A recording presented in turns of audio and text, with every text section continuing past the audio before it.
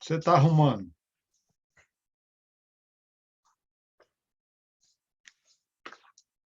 Fui falar, ela já saiu antes das 9.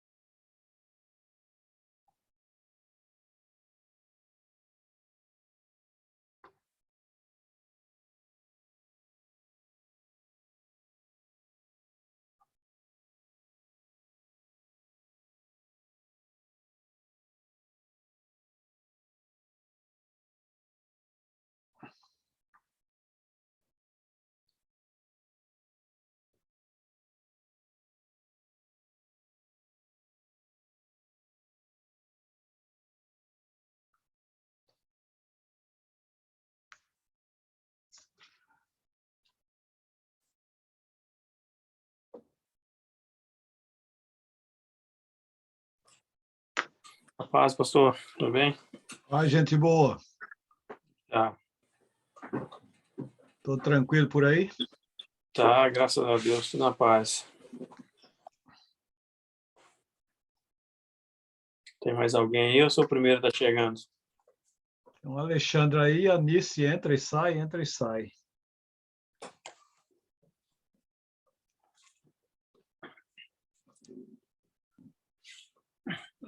Da outra vez, a turma estava até maior, né? Tá meio fraco esses dias. O pessoal tá meio desanimado. Rapaz. Será acho que é o professor que não está dando conta, não? Ah, não.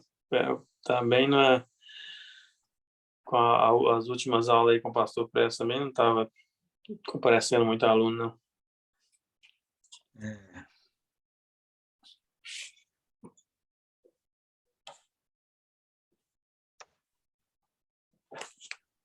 Ok. E aí, Nice, que vai ver esse?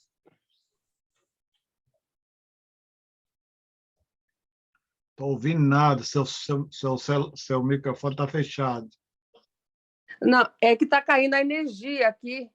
Ah, sua conexão. É que choveu bastante e caiu um fio aqui na frente, um poste, sabe? Eles estão arrumando aqui, então toda hora cai. Entendi. Tá certo. Vamos aí, vamos aguentando aí. É, hora que parar, porque... Aperta de novo. É isso que está acontecendo.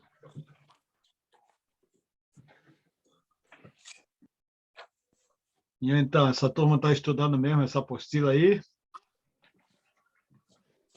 Vamos aí tentando, né?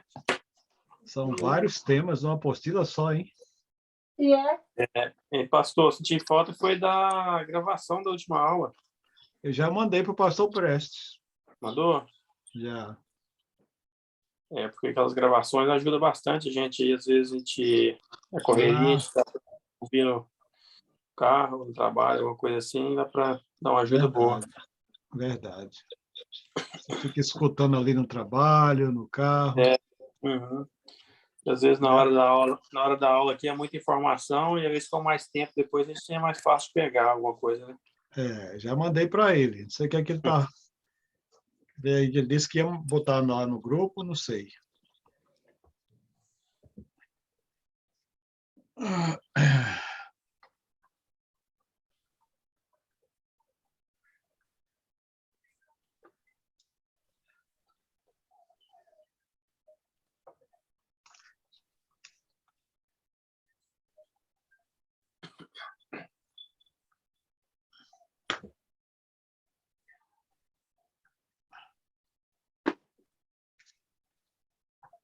Isso aí, gente boa.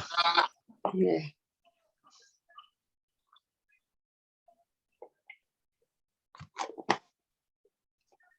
Maravilha.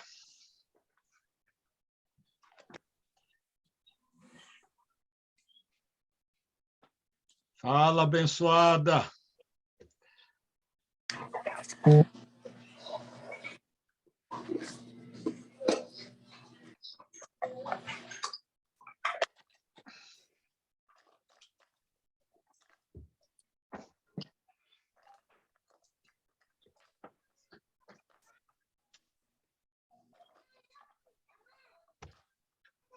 A gente resolveu, parece que pegar a boiazinha aí assistindo aula.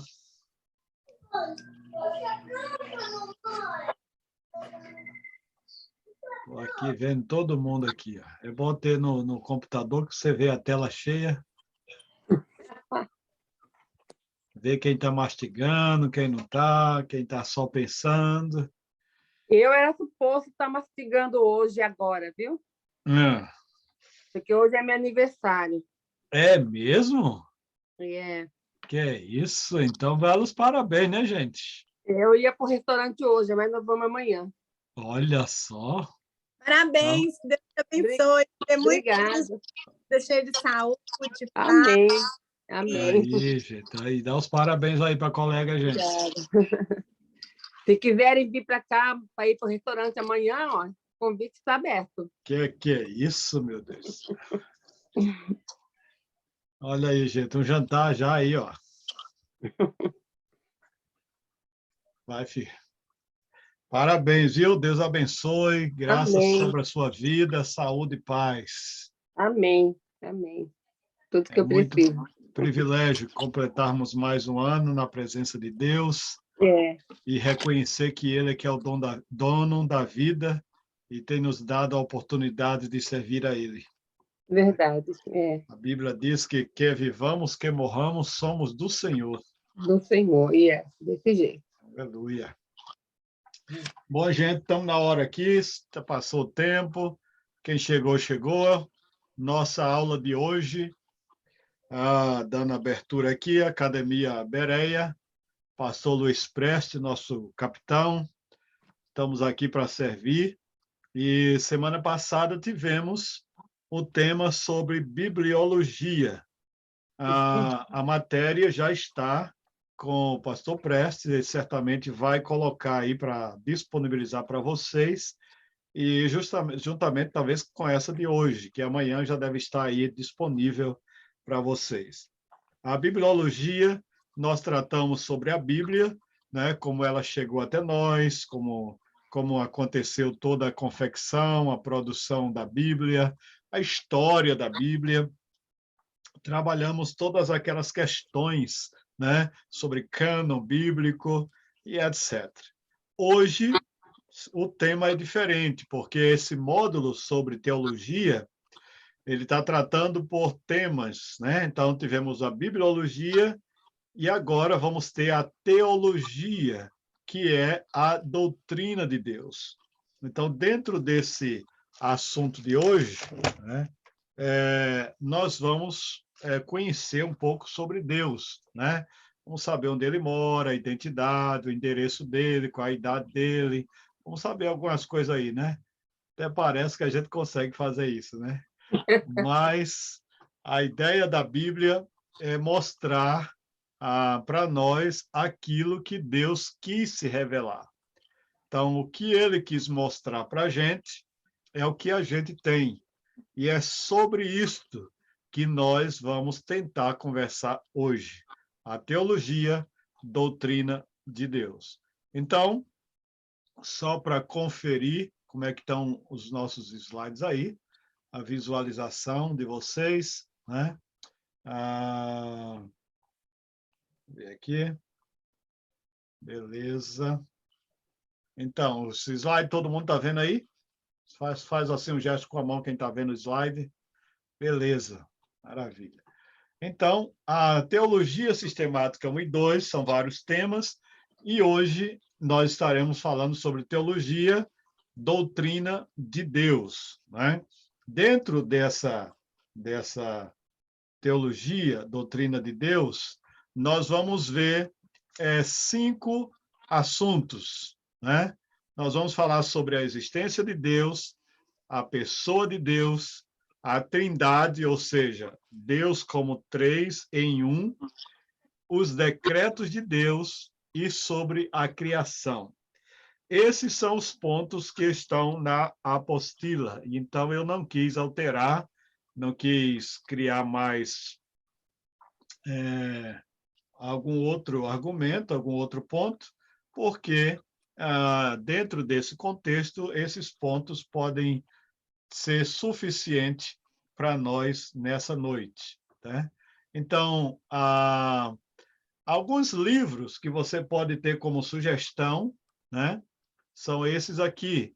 São Teologia Sistemática, de Wayne Grudem, tem o Strong, né, eu tenho aqui também o Norman Geisler e outros temos aqui. Todos esses livros são, e muitos outros mais, são importantes que você tenha alguma coisa sobre teologia sistemática. Não é impossível que um estudante de teologia não tenha um bom livro de teologia. Você não precisa comprar todos esses livros, mas você pode adquirir pelo menos um desses que vai lhe ajudar bastante no seu estudo da teologia.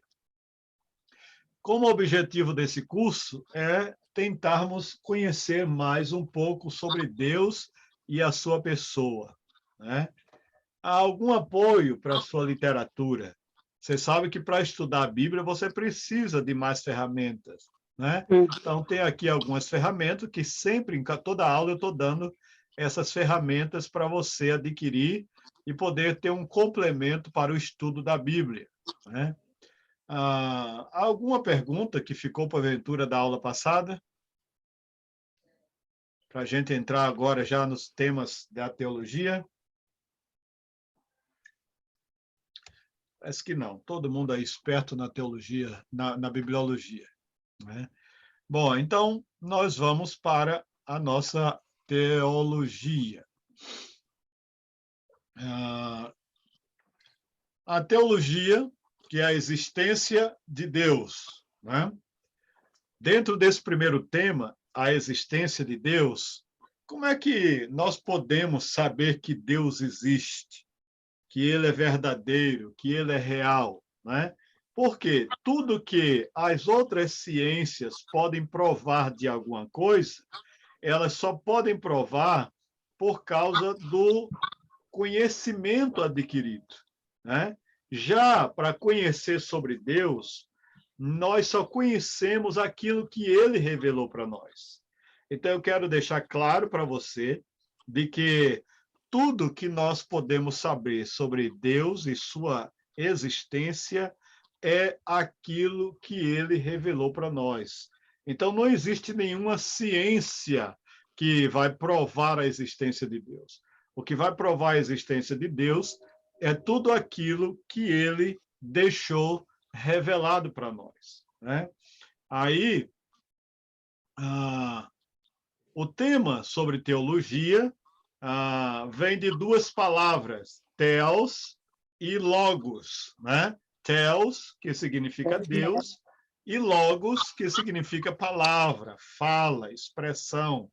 Então, se nós tivéssemos que definir sobre teologia, teologia é o estudo sobre Deus. É a ciência que estuda sobre Deus, né? Então, se a gente quer dar uma definição maior ainda, é o estudo sobre a revelação de Deus, que é a expressão dos seus pensamentos, e logo é também o estudo sobre a sua própria pessoa. Você vai encontrar várias definições sobre Deus, mas essa é uma delas. Então, teologia é o estudo sobre Deus, sua obra e a sua revelação, né? Algumas teorias sobre a existência de Deus. Nós temos o ateísmo, que nega a existência teórica e prática de Deus. Para um ateu, Deus não existe. Então, se você vai conversar com alguém que diz, eu não creio que Deus existe, essa pessoa é um ateu, né? Um ateísta. Existem os deístas, são aquelas pessoas que creem no deísmo. Acreditam que Deus criou, mas se retirou e deixou a criação à sua própria sorte. Deus não interfere na criação, ou seja, Deus existe para o deísta, mas ele não está preocupado com a criação que ele fez. Um outro grupo são o chamado panteísmo, né? Que acredita que Deus é uma força impessoal que está presente em tudo. Para o panteísmo, tudo é Deus, né? Tudo é Deus. Né? Então, ele é absoluto em tudo. Já o teísmo, que é diferente do ateísmo lá em cima, o teísmo, ele crê que existe um Deus vivo e pessoal, que criou e governa todas as coisas. Então, essa é a linha do crente, do servo de Deus. Eles são do teísmo, que creem na existência de Deus. Né? Baseado nisso, nós podemos afirmar que a cognoscibilidade de Deus, ou seja, para a gente acreditar que Deus existe e confessar que ele existe, é claro que é uma questão de fé do nosso coração. A igreja cristã confessa, por um lado, que Deus é incompreensível, mas também, por outro lado, que ele pode ser conhecido, ele se deixa conhecer, né? E isso é um requisito absoluto para a nossa salvação. Como é que eu vou acreditar que Deus criou um plano de salvação para a minha vida se eu não acredito que ele existe?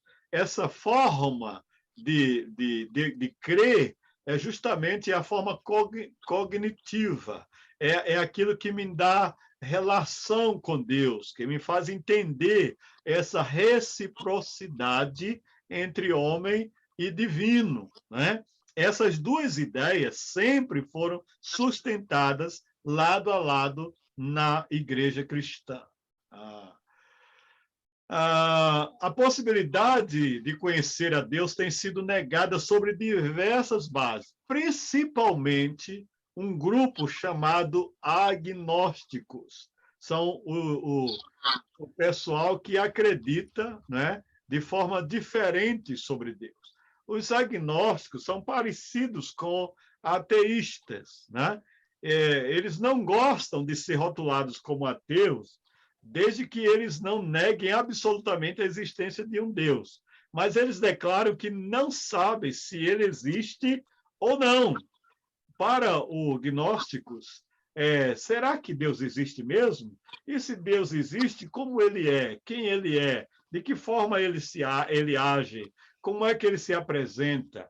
Então, tudo que esse grupo faz é tentar dar uma ideia de que o eterno, na sua essência, ele não existe, né? Porque ninguém pode pegar, ninguém pode ver, ninguém pode... Então, a teoria do gnosticismo, do agnosticismo, né?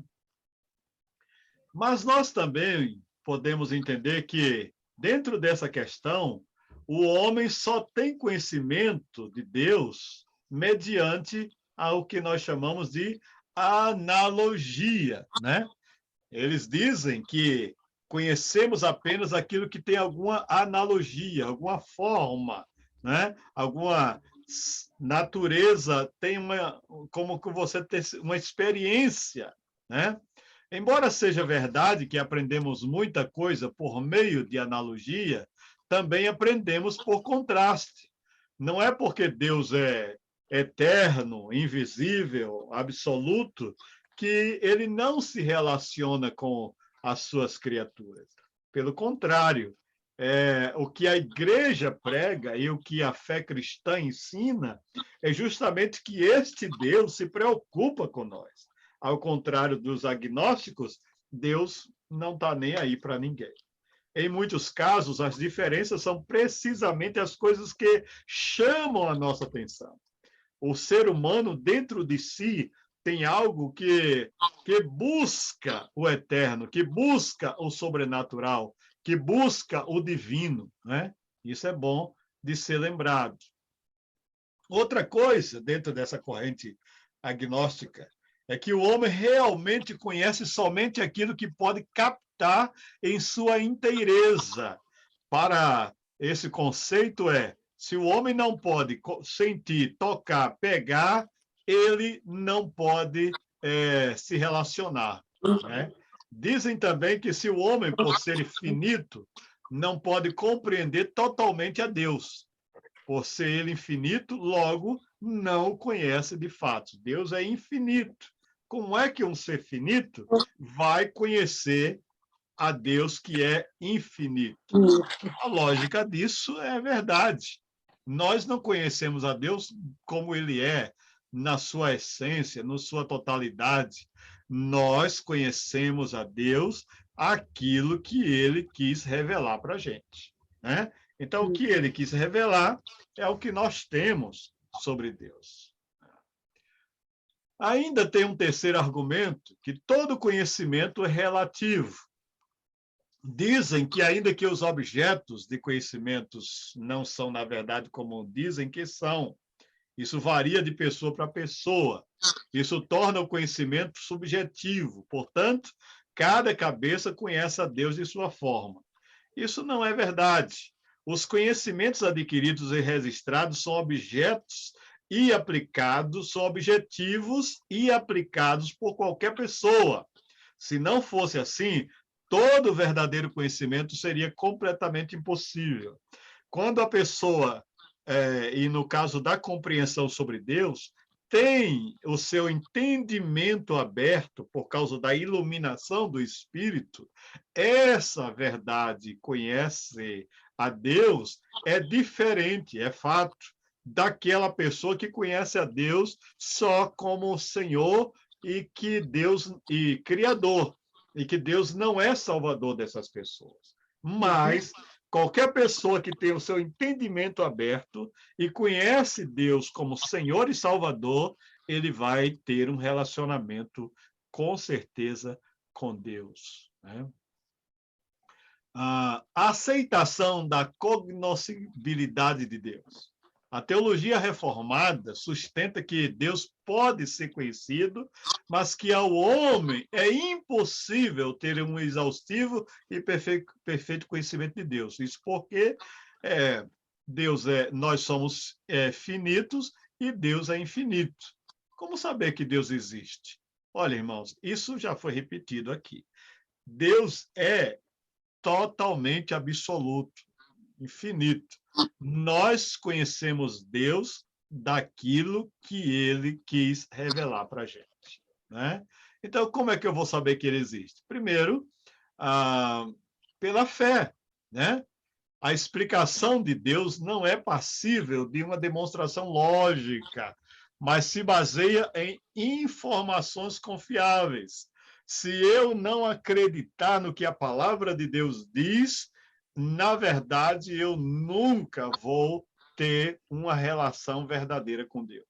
A relação verdadeira e primária cada ser humano tem com Deus é pela fé. A Bíblia fala de um Deus pessoal, autoconsciente, autoexistente e que é a origem de todas as coisas. Dentro desse assunto, nós vamos falar lá na frente sobre a pessoa de Deus. Outra forma de você se relacionar com Deus, nós nos relacionarmos com Deus, é pelo conhecimento inato. Dentro de cada homem existe uma noção de que Deus lhe é própria. A gente sabe que Deus existe, alguma coisa diz ao ser humano que esse ser maior, que esse ser absoluto, ele existe, né?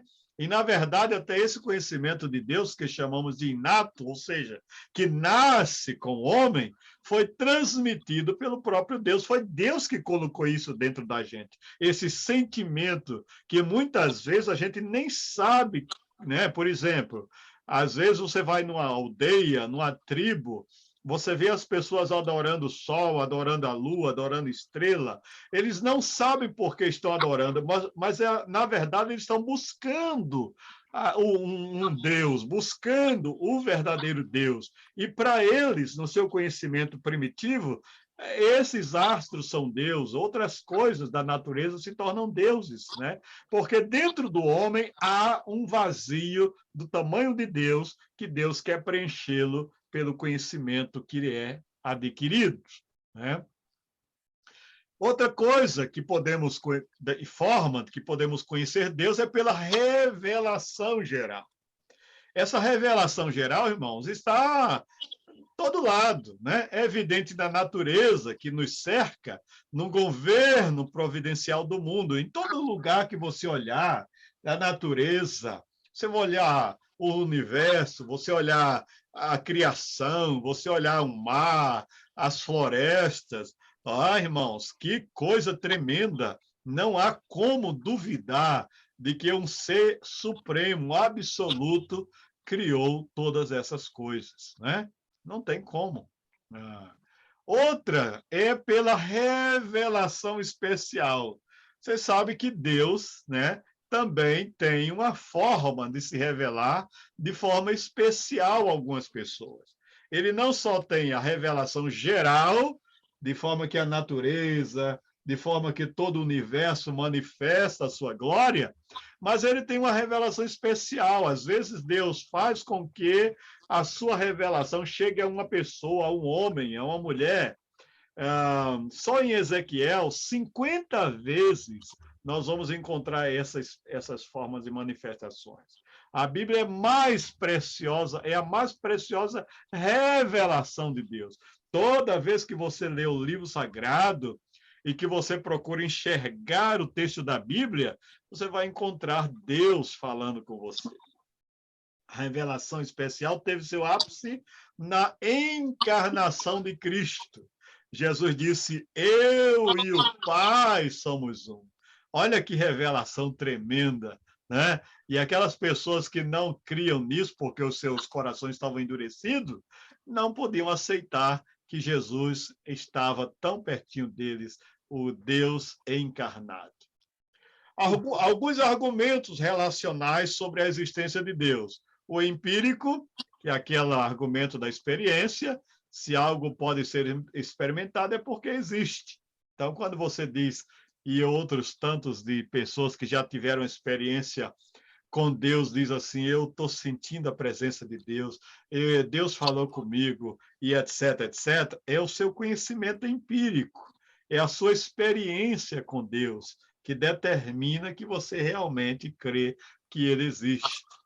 Existe o argumento cosmológico, a perfeita integração do universo pressupõe a existência de alguém inteligente que coordena tudo isso. Irmãos, a perfeição do universo é tremenda. Como é que Sol, Lua, estrelas, astros se movimentam no espaço tão perfeito para, com essa harmonia, permitir que tudo aconteça sem nada ser... Imagina se o Sol se move um pouco, se um asteroide sai e interfere na Via Láctea e passa a gravidade, ela vai destruir a Terra facilmente, mas há um controle de Deus nisso aí. Há uma outra forma de argumento da existência de Deus, é o teleológico, né? O mundo contém evidências da inteligência e propósito, o que leva à existência de um ser consciente, inteligente, dotado de propósito. Outra forma da existência de Deus é o princípio moral. Todo homem nasce com isso. O homem sabe o que é bem, mal, certo e errado. E ninguém ensinou isso para ele, isso está dentro dele. Outro argumento é o histórico. Em todos os povos, seja uma tribo, seja o mais primitivo aldeia, você vai sentir que essa pessoa tem um sentimento de religiosidade. Ela adora qualquer coisa, uma pedra, um voodoo, qualquer que seja, né, Quando você vê um camelo de joelho, você nunca vai pensar que ele está orando. Mas quando você vê um homem, seja diante de uma pedra, de uma imagem, diante de uma estátua, diante de qualquer coisa, você vai imaginar que essa pessoa está procurando adorar. Por quê? Porque no conceito dele, mesmo sem saber o que, há um sentimento de religiosidade, um desejo de querer achar a verdade num Deus, né? Muitas vezes cegamente, porque ainda não tiveram os seus entendimentos abertos, eles adoram a pedra, o pau, as imagens, mas um dia que o seu conhecimento se abre, eles têm o verdadeiro conhecimento de Deus, né? Então, nós entendemos que Deus existe. Não sabemos explicar muitas vezes os detalhes sobre essa existência de Deus, mas todos esses argumentos que nós apresentamos trazem, através da sua autorrevelação, a que ele existe. E nada mais completo do que as Escrituras para provar a existência de Deus. Há alguma pergunta até aí? Primeiro ponto. Ah, tá. Ô, turma boa. Não tem pergunta, não tem nada aqui. É legal que a gente anda logo e termina já, né, Alexandre? Ai, ai. Segundo ponto. Hã? Quem falou não, pastor? Vamos em frente. Então, nós temos o nosso segundo ponto dessa aula de hoje, que é a pessoa de Deus. Olha que chique, gente, né? Quem é Deus, né? Então, nós vamos entender que Deus não é uma força impessoal espalhada pelo universo. Ele é uma pessoa.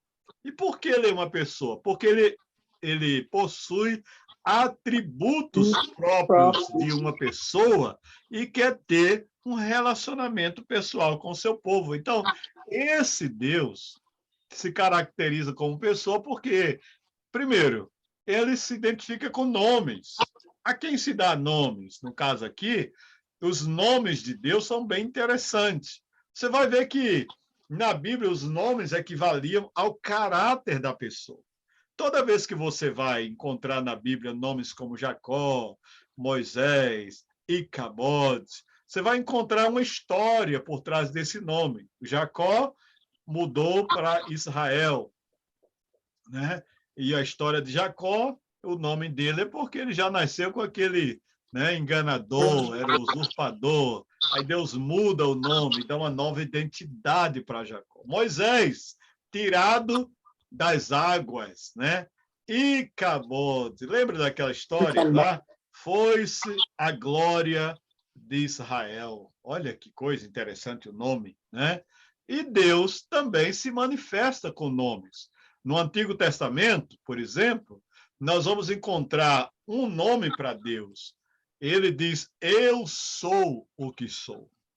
A palavra Deus, ela não existe mais sendo pronunciada como no original, que eram 4 letras, o chamado tetragrama, né? Era o YHWH, era mais ou menos como Iavé, né? Só que durante os anos, esse nome se perdeu. Ninguém consegue falar o nome de Deus mais hoje, né? Porque os escritos antigos não tinham as vogais, eram só consoantes, né? Então, para se pronunciar o nome de Deus, posteriormente foram colocadas as chamadas consoantes. Deu-se nomes a Deus como Jeová, como de outros tantos nomes. Por exemplo, no nosso estudo de hoje, nós vamos descobrir que Deus se revelava com vários nomes. Yahvé, Tissebaot, Senhor dos Exércitos, né? O que seria que Deus quer dizer com isso? Eu sou o Senhor dos Exércitos, né? Há 3 principais teorias. Ele podia ser o Senhor do Exército de Israel, podia ser o Senhor dos Exércitos do Universo, todas as estrelas, galáxias. Ele podia ser o exército dos seres angelicais, dos anjos, pode ser. Mas há outras teorias e outras formas de entender que Deus tem se revelado, manifestado com seus nomes, para dizer sobre o que ele é, sobre o seu caráter, sobre a sua personalidade. Por exemplo, El é ser primeiro, ser Senhor. Então, toda vez que a gente usa El Shaddai, El Elyon, El, etc., nós estamos dando características a Deus. Alguns nomes de pessoas na Bíblia ganharam também o El, né? Daniel, Emanuel, Miquel, Gabriel, Rafael, etc. Esses nomes têm sempre um sentido sobre Deus. Por exemplo, Daniel, o Senhor é meu juiz. Emanuel, Deus conosco.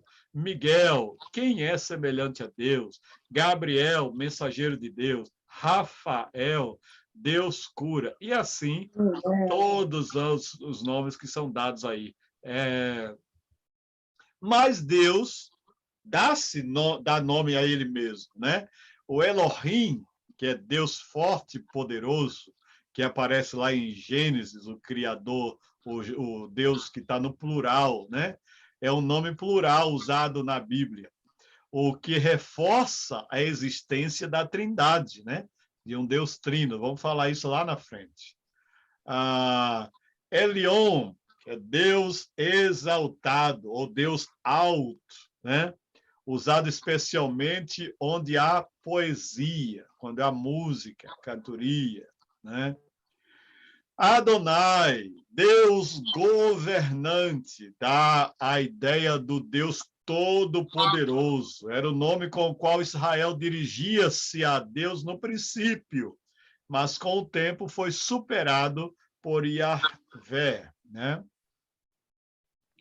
Nós temos também o El Shaddai, Deus Todo-Poderoso Criador. Não, esse aqui é o que a gente já...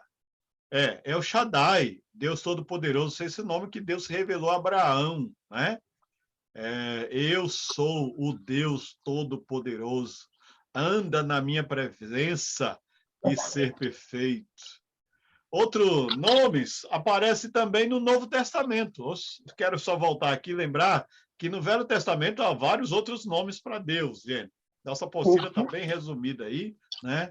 Mas há outros nomes para Deus. No Novo Testamento, nós podemos chamar Deus de Theos, né? Que é o mais comum, o mais conhecido, é Theos, né? Que vem de teologia, estudo sobre Deus.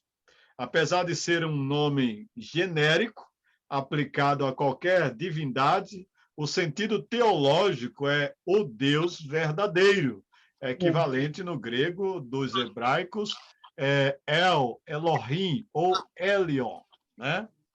Tem o sentido de um Deus todo-poderoso. Outra palavra no Novo Testamento é Kyrios, que significa Senhor. Kyrios designa Deus como poderoso, possuidor, governador, que tem autoridade legal. É empregado tanto em referência a Deus como a Jesus. Olha que coisa legal. E o equivalente grego para o hebraico, Adonai, né? Poderoso Deus. Outro nome é Pater, que vem da palavra pai.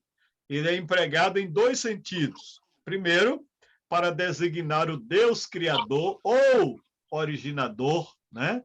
E outro é na revelação paternal de Deus com seus filhos em Cristo.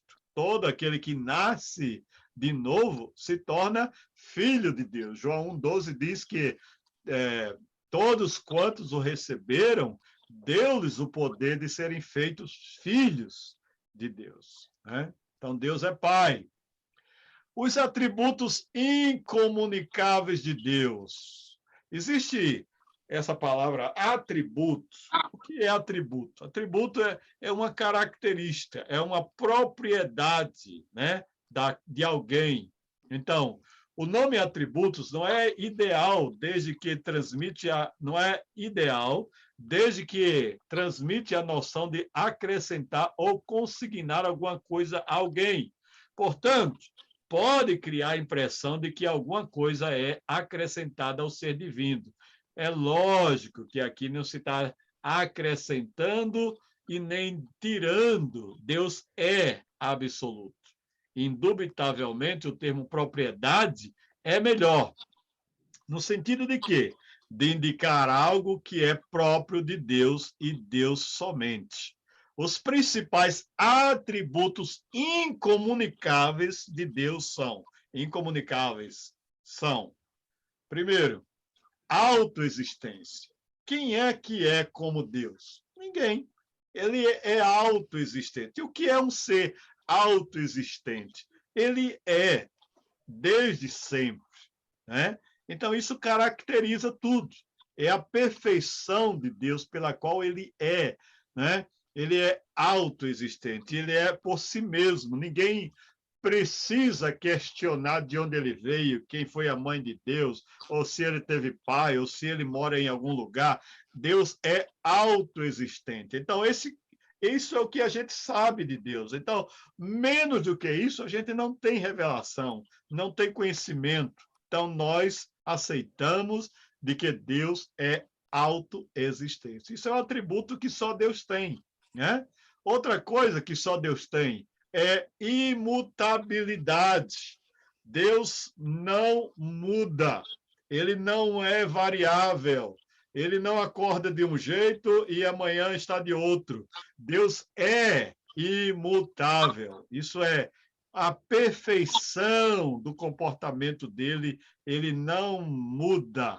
Bendito seja o seu nome por isso.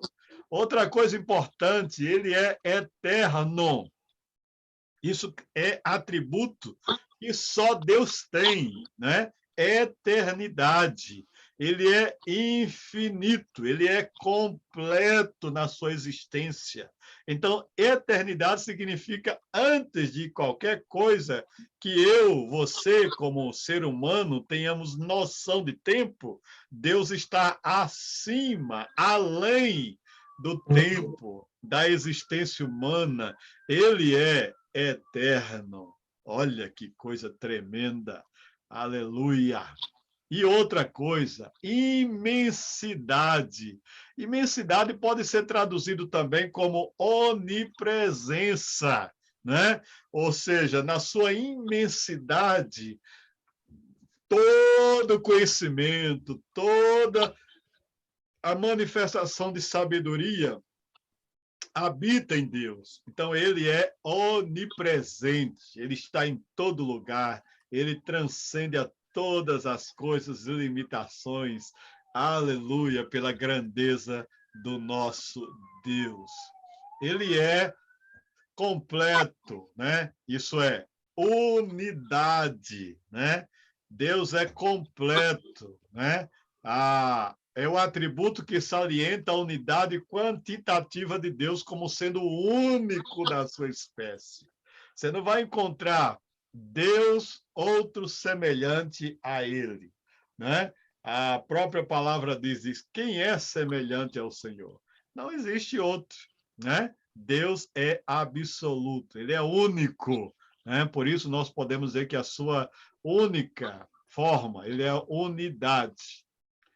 Deus, embora o termo pessoa não seja aplicado a Deus na Bíblia, aceitamos Deus como uma pessoa porque ele possui atributos próprios de pessoas, falamos lá atrás.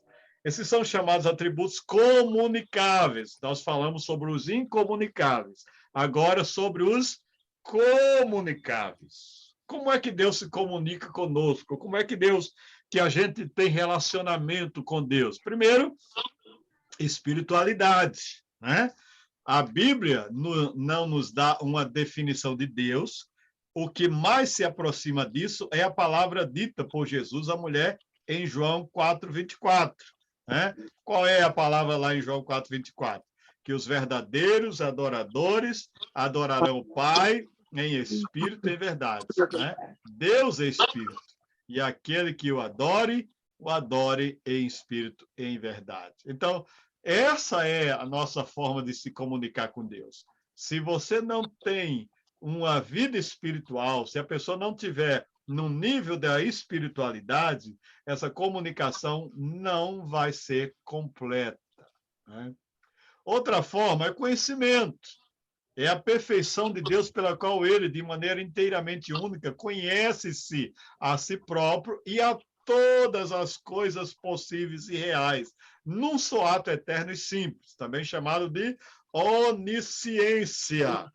É interessante que, através disso, a nossa relação com Deus, como Deus se comunica conosco, se manifesta a cada um de nós, né? Porque ele conhece o ser humano, ele conhece a nossa necessidade, ele conhece as nossas limitações. Essa compreensão do ser humano faz com que ele se relacione conosco, né? Veracidade. Deus é perfeitamente confiável em sua revelação. Nós podemos crer que o que Deus revelou para nós é verdade, que a palavra escrita é verdade, e que a palavra da Bíblia é a forma de Deus falar conosco, é a verdade de Deus para nós. Isso é a forma de Deus se relacionar conosco, né? Também nós podemos entender a bondade de Deus. Irmãos, é simples assim. É a bondade de Deus. Deus é bom. Alguém já disse, Deus é bom, em todo tempo Deus é bom. Então, essa manifestação da sua bondade é que as misericórdias dele se renovam a cada manhã. É que é absoluto você poder levantar a cada dia e ver que ele tem deixado todo o sol, a chuva para todos, né? O seu amor, Deus é amor. E a manifestação desse amor para todos, mesmo que a criatura seja má, pecadora, Deus ama esse pecador. Embora e sempre lembrando que Deus não compartilha com o pecado. Deus é amor, mas ama o pecador, de forma que ele espera que a reciprocidade desse pecador abandone o pecado e o sirva, conhecendo a grandeza do seu amor e do seu perdão, né? Outra coisa é graça. Graça é o favor imerecido. Existe a graça de Deus manifestada a todos os homens e existe a graça de Deus para sustentar aqueles que servem a Deus. A graça manifestada a todos, que Deus dá liberalmente a todos. Deus dá a bênção da provisão, da saúde, do sol, do cuidado. Deus dá para toda. O universo, o sol e a lua são para todos.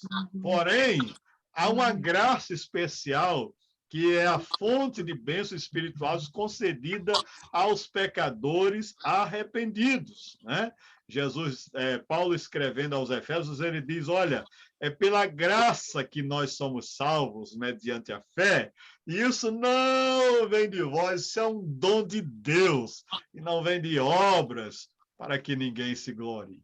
A graça, atributo comunicável de Deus. E a misericórdia, eu já falei um pouquinho lá atrás, como é interessante essa manifestação da misericórdia de Deus que se renova cada manhã sobre a nossa vida. Longanimidade. Como Deus é longânimo. A Bíblia diz que Deus não ainda veio, né? 1000 anos para Deus é como um dia como 1000 anos, porque Deus espera arrependimento, Deus espera que todos venham ao conhecimento da verdade, mas os homens que caminham de mal a pior vão ter o seu juízo, vão ter o seu julgamento consciente de que tiveram a paciência de Deus, que tiveram a longanimidade de Deus e não souberam aproveitar. Deus é longânimo. E nós, como igreja, temos que aproveitar essa porta aberta, pregar o evangelho, anunciar Jesus, falar do amor de Deus, porque Deus é longânimo, trazendo salvação a todos.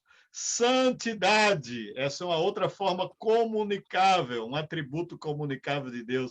Deus é santo, é a perfeição de Deus. Nenhuma criatura que se aproxime de Deus pode se aproximar com o seu coração em pecado. Deus aborrece o pecado. Ele exige pureza moral, ele exige atitudes novas, ele exige novo nascimento, essa nova criatura em Cristo, né? Paulo, escrevendo em 2 Coríntios 5,17, diz: se alguém está em Cristo, é nova criatura, as coisas velhas já passaram, eis que tudo se fez novo. Que bênção! Justiça, Deus é justo, esse é um atributo que nós entendemos que a mão de Deus dá longanimidade, estende misericórdia, Deus ama, mas ele vai ser juiz também. A justiça de Deus vai se manifestar a todo aquele que viola, que transgride a sua lei e que desobedece os seus mandamentos, né? E aqui terminamos essa forma de entendermos sobre a pessoa de Deus. A Bíblia diz que devemos conhecer e prosseguir em conhecer a esse Deus. Conheçamos e prossigamos em conhecer ao Senhor. Quanto mais nos aproximamos dele e o conhecemos, mais ele nos transmitirá do seu caráter e dos seus atributos. Glória a Deus. Respira aí, gente boa.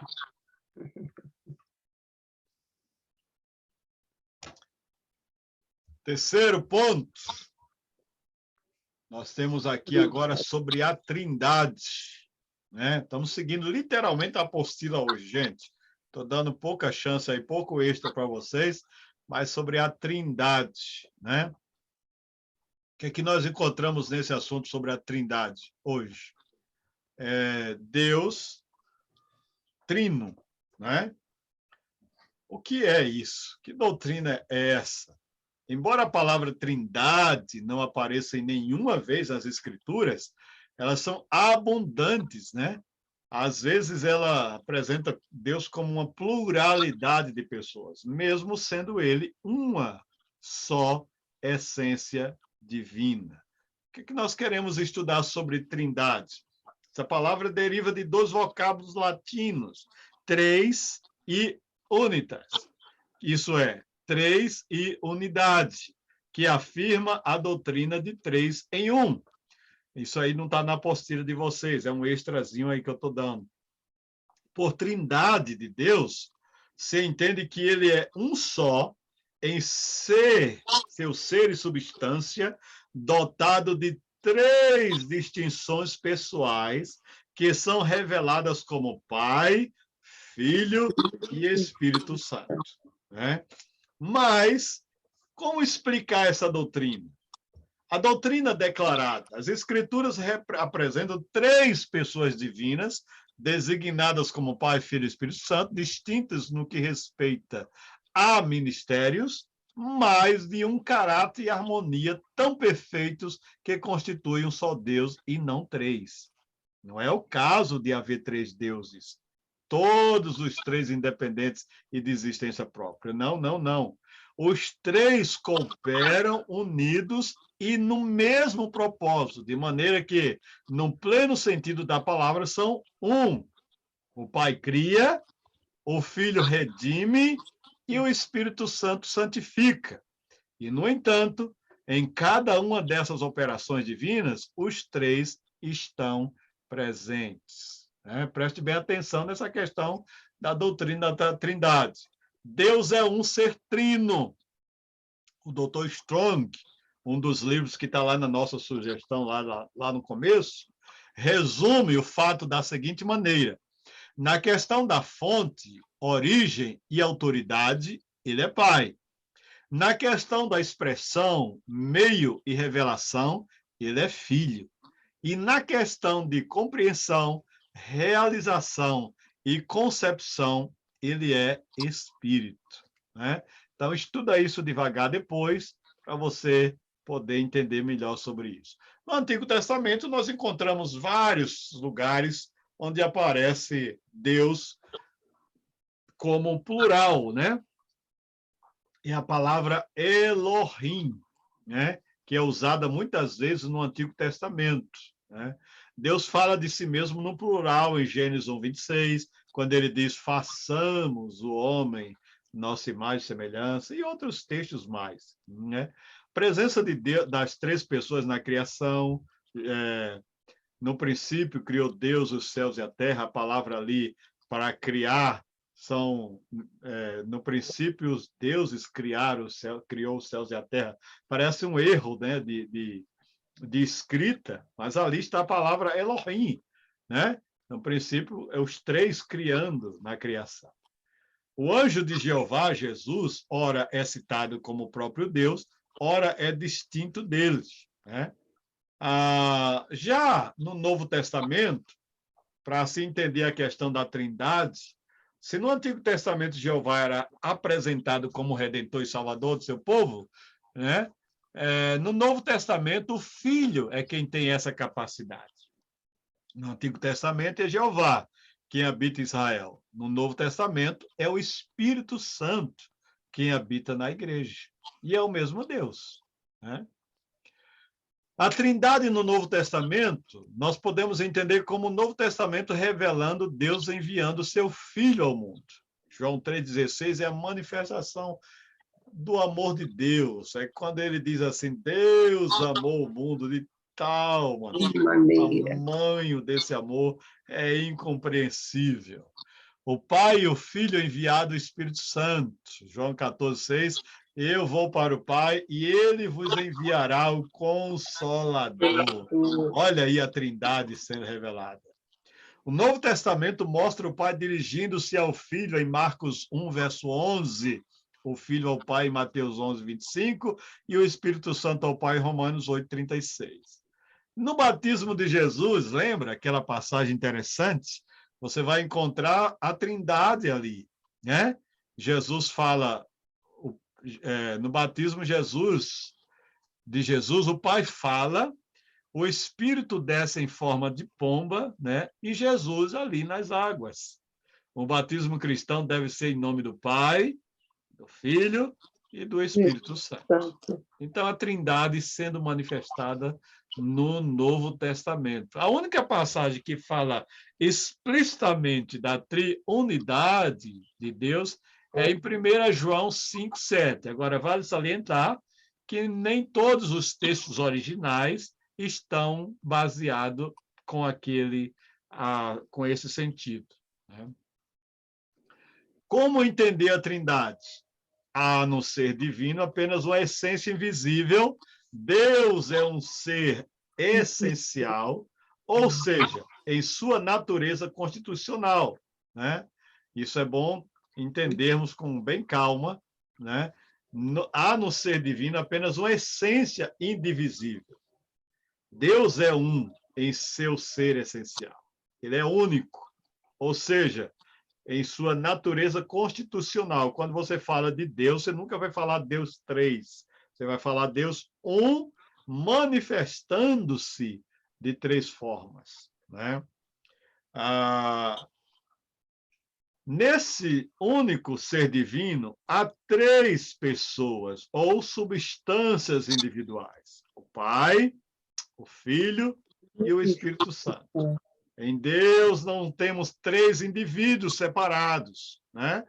Não são três cabeças, um corpo com três cabeças, ou coisa parecida. As três substâncias são relacionadas umas com as outras e distintas entre elas por suas propriedades incomunicáveis, ou seja, estão agindo em lugares e tempos diferentes, mas é uma só pessoa. Toda a indivisível e essência de Deus, toda indivisível essência de Deus pertence igualmente a cada uma das três pessoas. Tudo que há no Deus que há no Pai, está no Filho e está no Espírito Santo. Isso quer dizer que a essência não é dividida em três pessoas, mas está com a totalidade absoluta da sua perfeição em cada uma das pessoas. Né? Então, baseado em tudo que você está ouvindo, mais uma. A substância e as operações das três pessoas do ser divino são assinaladas por certa ordem definida. Como assim? Quanto à substância pessoal, o Pai é a primeira pessoa, o Filho é a segunda pessoa e o Espírito Santo é a terceira. Esta ordem não significa propriamente de tempo ou de dignidade, mas somente a derivação lógica. O Pai não é gerado por nenhuma das duas pessoas, nem delas procede. O Filho é eternamente gerado pelo Pai e o Espírito Santo procede do Pai e do Filho desde toda a eternidade. Né? Há certos atributos pessoais pelos quais se distinguem as três pessoas. Conquanto sejam obras das três pessoas conjuntamente, atribui-se a criação primeiramente ao Pai, a redenção ao Filho e a santificação ao Espírito Santo. Algumas analogias. Como é que eu podia comparar Deus? Alguém compara Deus com a árvore, outros comparam com a água, outros comparam com o sol, outros comparam com algum objeto. Né? Por exemplo, uma árvore, com a sua raiz, o seu tronco, os seus ramos, né? A água e seu estado líquido, sólido, gasoso. O sol, podemos comparar esse mistério com o sol. O sol está no céu, produz luz e calor. A luz e o calor não são distintos do sol. A Trindade é algo parecido. O Filho e o Espírito Santo são iguais em natureza ao Pai, mas são um só Deus. O Pai é Deus, o Filho é Deus, o Espírito Santo é Deus. Três pessoas em um único Deus. Né? As obras atribuídas particularmente ao Pai, existem as obras atribuídas ao Filho, e existem as obras atribuídas ao Espírito Santo. Né? Isso caracterizando cada um deles com ministérios bem definidos. Né? A divindade, a personalidade do Espírito Santo. Né? Nós estamos aonde? Aqui no... As obras atribuídas para o Filho, aqui. A personalidade do Espírito Santo. A Bíblia lhe dá designativos de pessoa. O Espírito Santo é uma pessoa, gente. Deus é uma pessoa, Jesus é uma pessoa, o Espírito Santo é uma pessoa. Né? Então, vejam bem esses detalhes aqui. Né? Então, 4 princípios. 1º, 2º, 3º e 4. Você estuda com calma aí, que o tempo já estou vendo que correu demais aqui. Ainda tem 2 pontos para trabalhar. A divindade do Espírito Santo. O Espírito Santo é Deus. Pode-se estabelecer a veracidade da divindade do Espírito com base nas Escrituras. E é a única forma de nós atribuirmos com total clareza de que o Espírito Santo é Deus é usando as Escrituras. Primeiro ponto.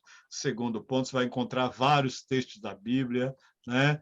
Nesse terceiro também você vai encontrar, e nesse 4º ponto. Todos os versículos relacionando a divindade do Espírito Santo. Né? Aí nós entendemos que o Pai é Deus, o Filho é Deus e o Espírito Santo é Deus. Embora seja muito difícil que a nossa mente consiga discernir o mistério da Trindade, essa verdade é absoluta na Bíblia e precisamos crer nela, porque a única revelação que Deus nos deu é a sua palavra. Certamente entenderemos perfeitamente quando estivermos face a face com o Senhor. E aí a gente vai descobrir esse mistério completamente. Bendito seja o nome do Senhor. Amém. Aleluia. Amém. Eita, Nice está por ali. Aguentou, né, Nice? Depois das 9 disse que ia sair. Mas a luz não continua aqui. Eles avisaram na porta para nós. Deixa quieto, Nice. Vamos em frente. Vamos em frente. Ok. Nós vamos estudar agora sobre os decretos de Deus. Quarto ponto. Gente, o que é decreto? O que nós entendemos por decreto de Deus, né? É alguma coisa que parece que é imposta, que parece que é colocada assim com um tipo de imposição, né? Vamos falar sobre os decretos de Deus. É o eterno propósito de Deus, segundo o conselho da sua vontade, pelo qual, para a sua própria glória, ele determinou tudo o que acontece. Então, o que é decreto de Deus? Decreto de Deus é tudo o que ele determinou, né? Então, quando a gente fala de decreto de Deus, não é os decretos de Deus.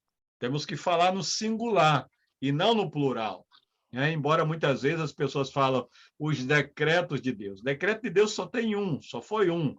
Né? E como é que se explica isso? Esse ato é imediato, é simultâneo, não sucessivo como o nosso.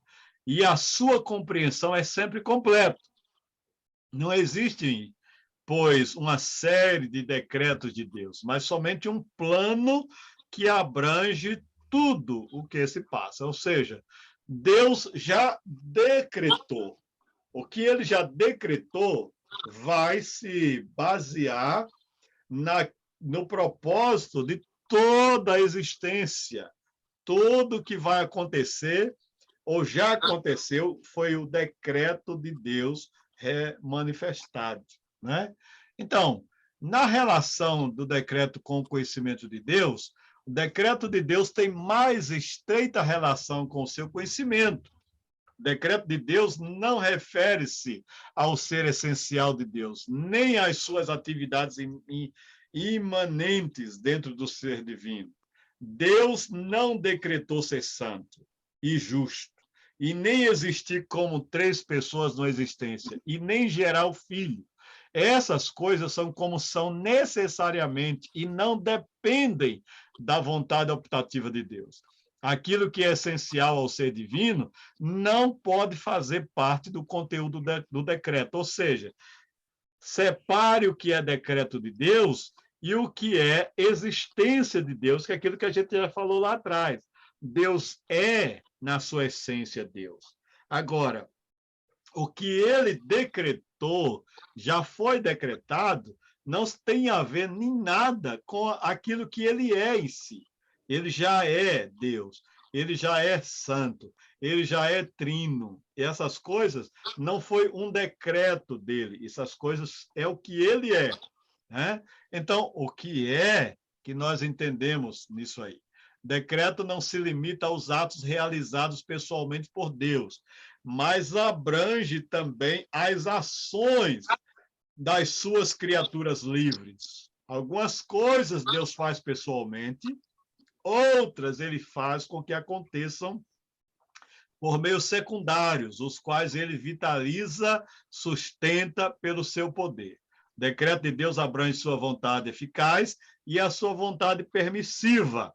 Dentro do seu plano soberano, Deus deu ao homem a liberdade de escolher, este é responsável por suas decisões.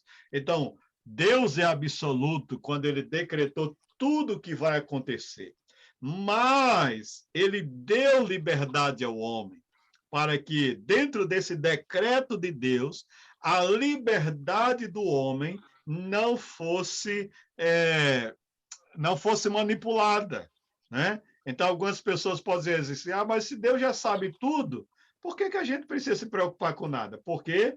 Porque Deus é soberano e ele sabe tudo, ele já decretou tudo, o final de tudo, mas nós somos responsáveis por nossas ações. Somos nós que vamos responder por cada ato do nosso comportamento humano. Então, Deus é soberano e ele decretou que teve um começo e vai ter um fim. Mas ele, dentro desse propósito, desse decreto, ele diz assim, olha, o homem tem toda a liberdade para seguir o caminho que ele escolher, o certo ou errado, o bem ou o mal. Mesmo Deus decretando as coisas acontecerem, a sua vontade sendo feita, existe a vontade ativa de Deus e existe a vontade permissiva de Deus. Na vontade ativa de Deus, é quando aquilo que foi estabelecido não muda. Deus não muda. Há coisas que nunca vão mudar porque faz parte da essência de Deus. E ele decretou algumas coisas que não podem mudar por causa da verdade da sua palavra. Esses são os decretos ativos de Deus. Os decretos permissivos de Deus é aquilo que ele permite. Por exemplo, se você quer pecar, isso é um problema seu. Se você quer fazer alguma coisa errada, isso é um problema seu. É uma vontade permissiva, né? Você se responsabiliza pelos seus atos. A vontade ativa de Deus e a vontade permissiva de Deus.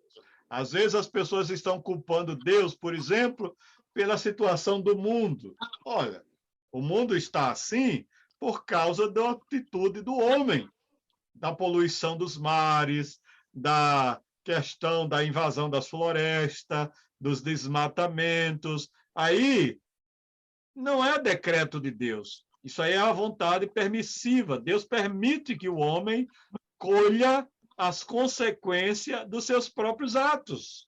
Isso é liberdade, né? Então, porque Deus está vendo tanta morte, porque esse vírus, porque essas doenças? Deus não decretou nada disso.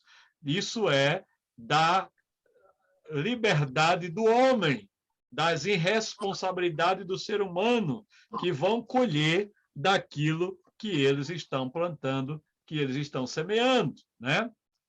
Então, o decreto não é um ato propriamente dito, porque deve-se fazer distinção entre o decreto e sua execução, né? Então, leiam com detalhe esses pontos a mais, né? Nas características do decreto divino, tem seu fundamento na sabedoria de Deus, é eterno, é eficaz, é universal e totalmente abrangente. Tudo que Deus criou e planejou e estabeleceu para funcionar perfeitamente, ele decretou que há um funcionamento de tudo, da natureza, do universo, do cosmos, né? O homem pode interferir em algumas coisas da vida terrena, né? Mas há outras coisas que ele não pode, não cabe a ele, porque há um conselho eterno, uma sabedoria divina que estabeleceu alguns princípios que não vão ser mudados. Deus decretou desse jeito, né? Há algumas objeções à doutrina do decreto. Algumas pessoas acreditam que é incoerente com a liberdade moral do homem. Se Deus é decreta, então o homem não tem controle, o homem é como um robô na mão de Deus. E a gente sabe que Deus deu o livre arbítrio ao homem, né? Então, Deus deu livre liberdade. A outra pergunta que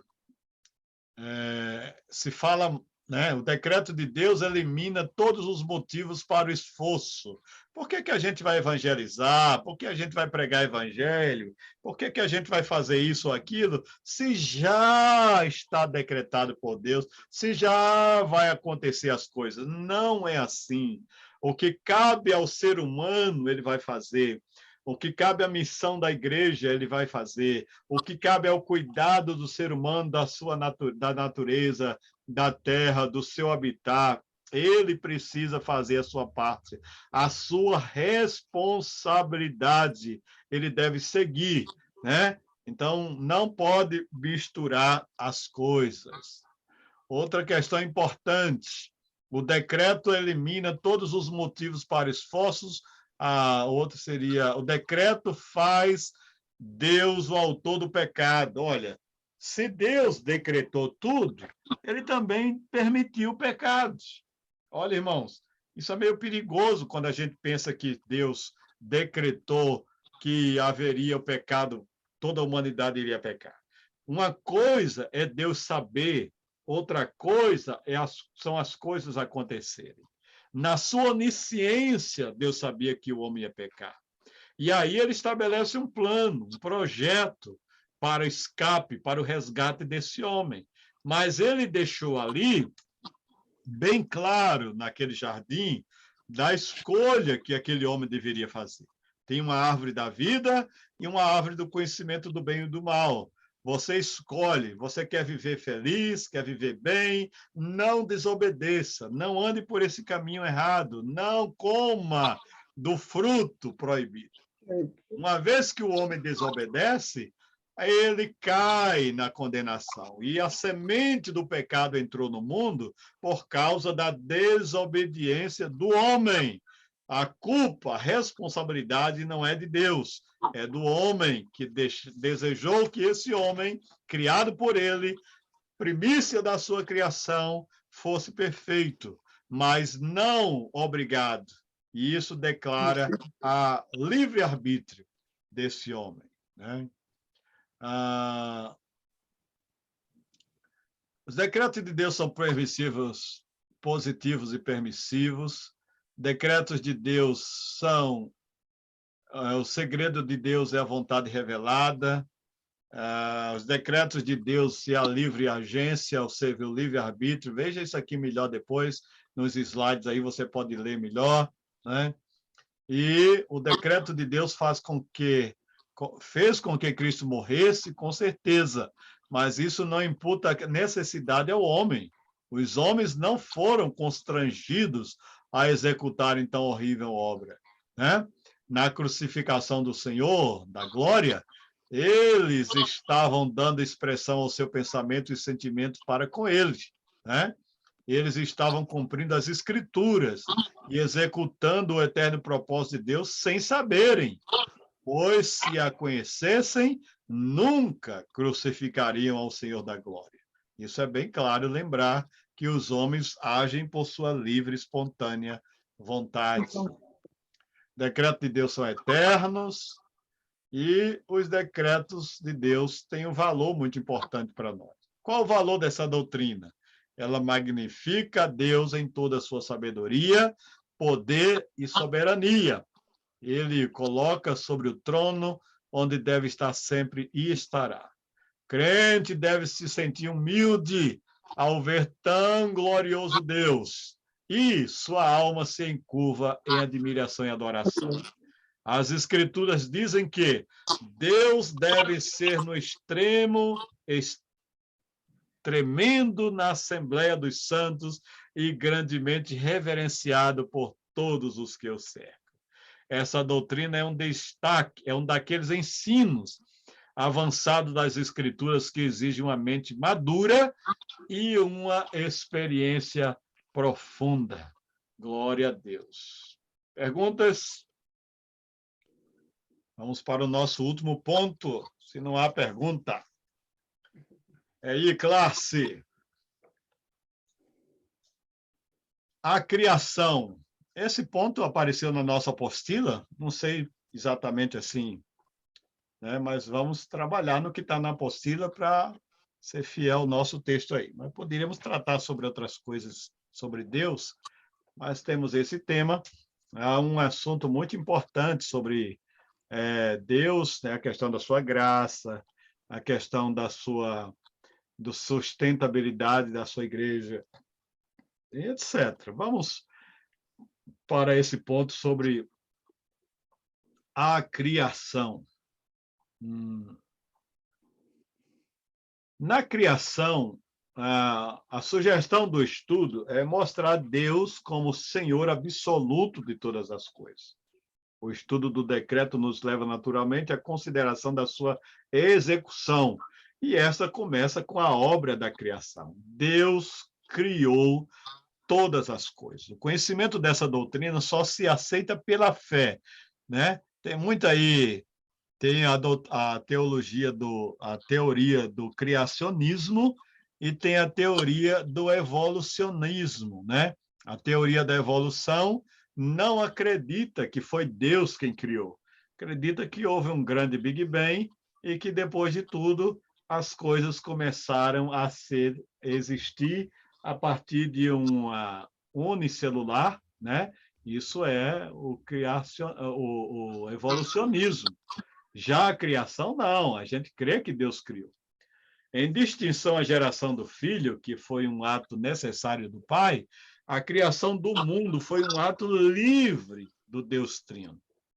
Trindade está na criação. A criação esteve eternamente na vontade de Deus e, portanto, não produziu mudança nele.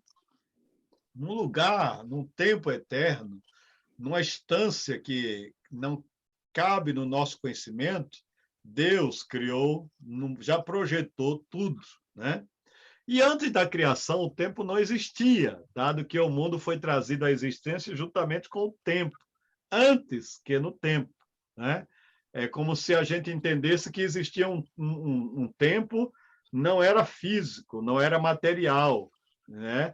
Existia um mundo eterno, Deus e a sua criação espiritual, mas depois ele criou a sua criação física. A igreja, de um modo geral, sustenta que o mundo foi criado em 6 dias, né? 6 dias comuns, 6 dias e 24 horas. No entanto, alguns, né, acreditam que não. Afirmam que esses dias foram dias eternos, né? Já que para um dia, para o Senhor é como 1000 anos, e 1000 anos como um dia. Será que foi de 24 horas? Será que foi de 1000 anos? Quanto será que foi aqueles dias, gente? Né? Alguns também sugerem que transcorreu um longo período de tempo entre a criação primária, de Gênesis 1, verso 1 e 2, e a criação secundária, dos versículos subsequentes. Ou seja, quando Deus criou os céus e a terra era sem forma e vazia, Gênesis 1, verso 1 e 2, né? E Deus criou a terra ficou muito tempo só aquele círculo, aquele globo, aquela bola, sem nada existir nela. E depois, muito tempo depois, foi que Deus começou a criar as coisas, né? Isso são uma teoria, gente. A Bíblia está repleta de provas sobre a criação do mundo por parte de Deus. Tem vários textos aqui que você vai encontrar que foi Deus quem criou, a Trindade presente na criação, né?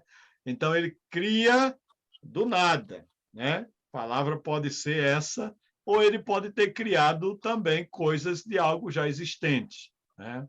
Então, há 2 palavras para a criação aí.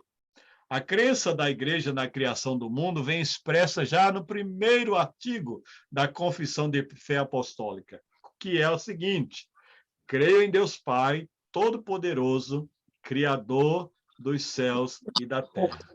Todo aquele que professa o credo apostólico sabe que essas palavras são para determinar a nossa crença num Deus que sabe, pode todas as coisas. A igreja primitiva entendia o verbo criar no sentido estrito de produzir do nada alguma coisa. Então, a palavra criar, aí, é algo que Deus criou, de nada existia fisicamente, materialmente. Ele cria do nada. No entanto, deve-se notar que nem sempre a criatura, as escrituras usam a palavra hebraica bará, criar, né? E o termo grego, kitzein, nesse sentido é absoluto. Nós podemos entender que existe a palavra para criar daquilo que não existe, e existe a palavra criar daquilo que já existe. Algumas coisas Deus criou daquilo que já existe. Por exemplo, Deus criou o homem do pó da terra, ou seja, já existia o pó e Deus criou o homem. Isso é a mesma palavra, criar. Mas outras palavras, Deus criou de onde nada existia, né?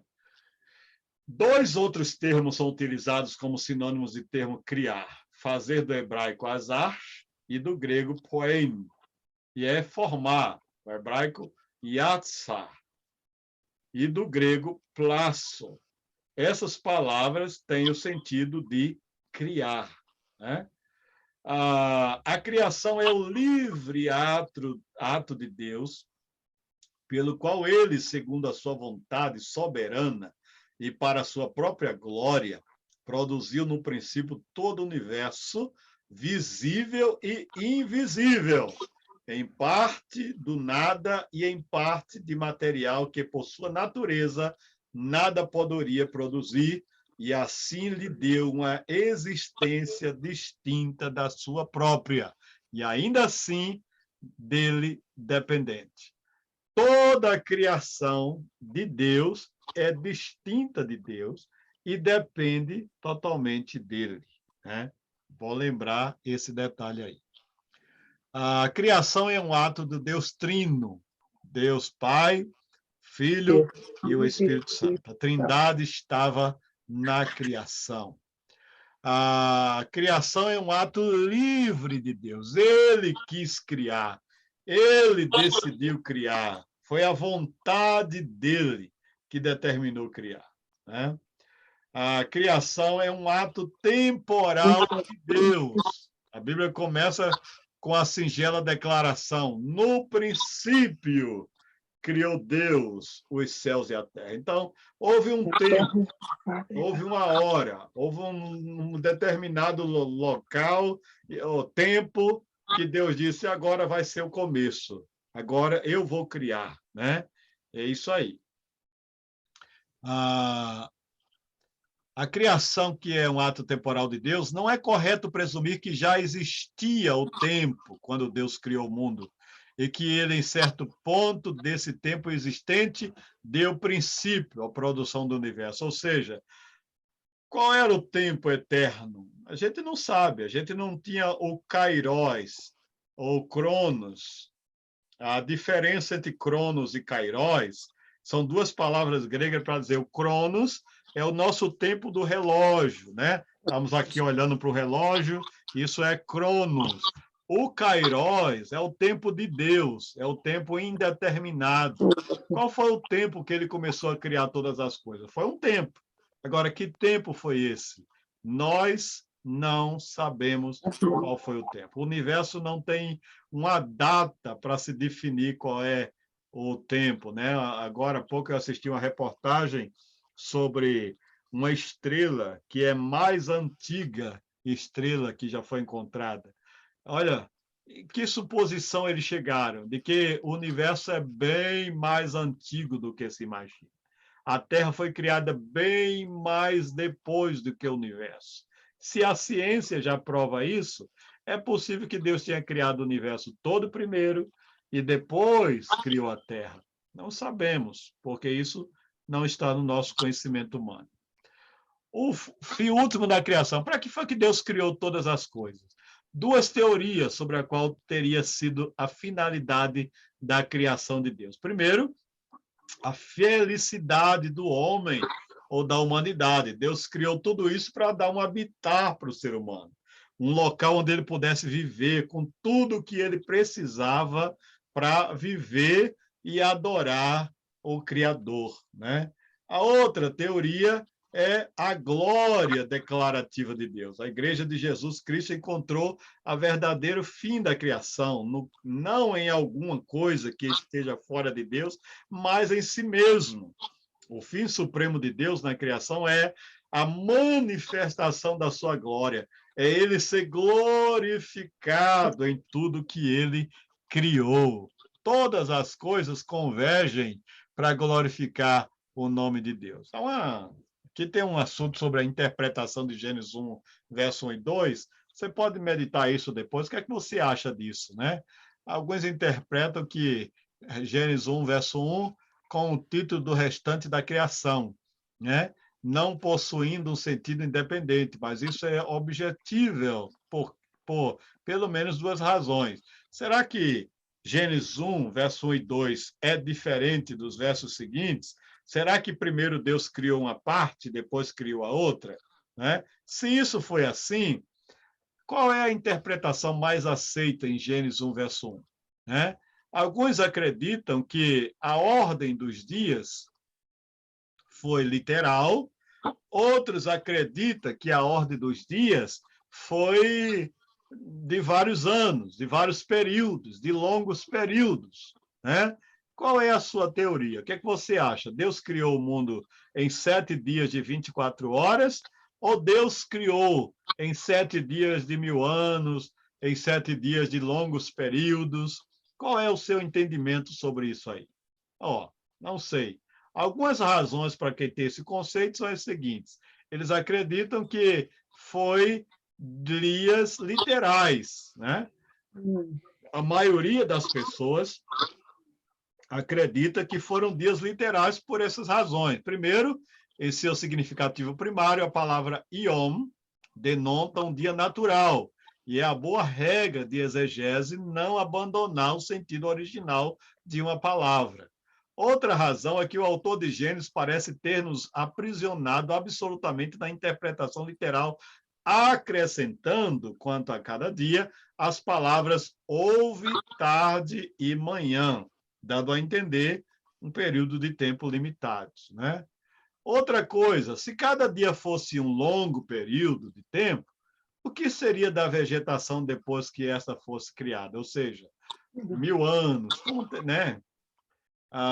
Quarto, ordena-se a Israel que trabalhe 6 dias e descanse no 7º. Esse mandamento de Êxodo 20, né, bem observado pelos adventistas, será que foram dias de 24 horas? É o que está supondo aqui nesse texto, né?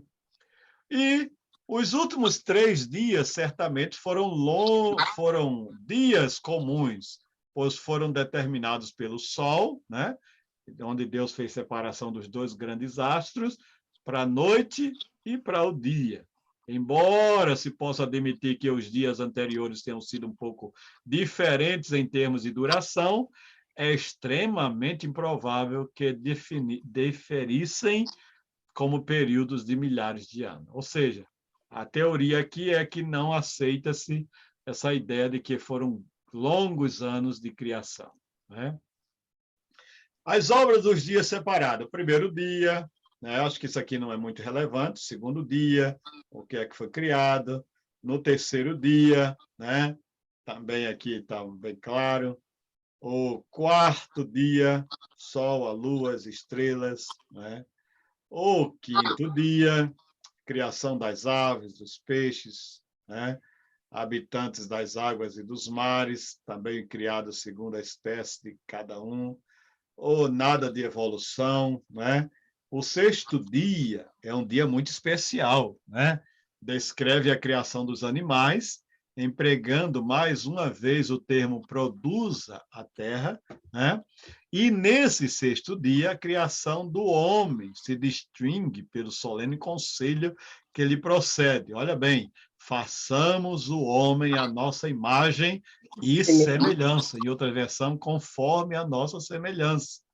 Os 2 termos, imagem e semelhança, né, não significam exatamente a mesma coisa, mas a ideia é que a imagem é de todos os modos semelhante ao original.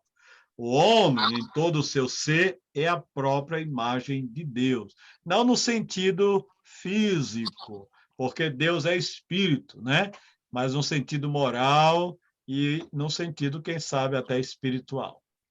O 7º dia, descanso de Deus, é como o repouso do artista, que após completar a sua obra-prima, agora observa com profunda admiração e deleite e satisfaz perfeitamente a sua produção. Olha a expressão que o próprio Deus falou. E viu Deus tudo quanto fizera, e eis que era muito bom. Ela responde, ou respondeu bem, ao propósito de Deus e correspondeu ao ideal divino. Daí Deus se regozija com a sua criação, pois reconhece nela o reflexo das suas gloriosas perfeições. Que maravilha, gente! Perguntas? Dúvidas? Nada. Aleluia. Gente, é isso aí. Deus, na sua plena existência, não podemos compreendê-lo como ele é. Toda a sua revelação está nas Escrituras, e baseado nas Escrituras é o que nós entendemos sobre a sua existência, sobre a sua pessoa, sobre os seus atributos, sobre a sua criação. Tudo que podemos conhecer sobre Deus é o que Ele nos revelou através da sua palavra. Que Ele nos abençoe, tenhamos a humildade de olhar para Deuteronômio, lá um texto 29, que diz que as coisas encobertas são para os homens, e as coisas encobertas são para Deus, e as reveladas são para nós, os homens. Então, se ele não quis falar mais, se ele não quis nos mostrar mais sobre tudo que ele é, um dia, na eternidade, junto com ele, nós vamos conhecê-lo melhor. Deus abençoe sua vida, seu coração. Espero que você tenha, depois, ao ouvir essa aula, um melhor tempo para remoer, meditar e aprender mais sobre a pessoa de Deus. E não esqueça de ler mais artigos, ler algum livro, fazer alguma pesquisa, ouvir mais algum vídeo para enriquecer o seu conhecimento. O que nós falamos aqui foi muito objetivo, muito prático para essa aula de hoje. Quem está presente em classe aqui? Eu tenho o Alexandre. Ali, Alexandre. Estou aqui. Eu tenho o Elvis. Tenho o Cleike. Eu tenho a Ana Bernardino.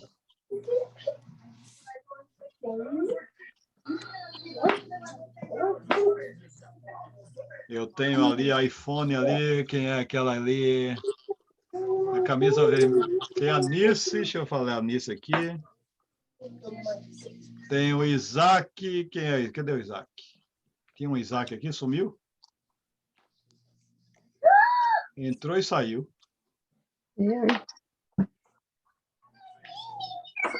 Isaac era o Gleick, não, pastor? É? Isaac era o Gleick, não? Era. Não, o Gleick está ali, ó. Ele mudou de nome? Era eu, pastor, mas é porque eu mudei o nome aí. Estava com outro telefone, por isso. Ah, tá. E aqui, quem é essa aqui do iPhone? Aqui, menina de óculos, fala comigo aqui. Márcia. A Márcia. 1, 2, 3, 4, 5, 6, 7. 1, 2, 3, 4, 5, 6, 7. Ah, tá faltando alguém aqui. Alguém saiu, gente? Ah, esse Isaac aqui era o grego. São 6. Bom demais. Pai, nós te agradecemos por hoje. Tua bênção seja cada um dos teus filhos. Graça, proteção e bênção durante essa semana, no entrar, no sair, no deitar e no levantar. Ó Senhor, proteja os teus servos. Guarda essa classe, abençoa essa escola, toma a academia Beré em tuas mãos. Dá saúde que o teu servo, pastor Prestes, precisa, o suprimento e a tua bênção seja sobre a vida dele. Nós oramos e entregando tudo em tuas mãos, em o nome de Jesus. Amém. Amém. Deus abençoe, gente. Boa semana. Amém. Até a Amém, próxima. pastor. A paz. Deus abençoe vocês. Amém. Amém. A paz.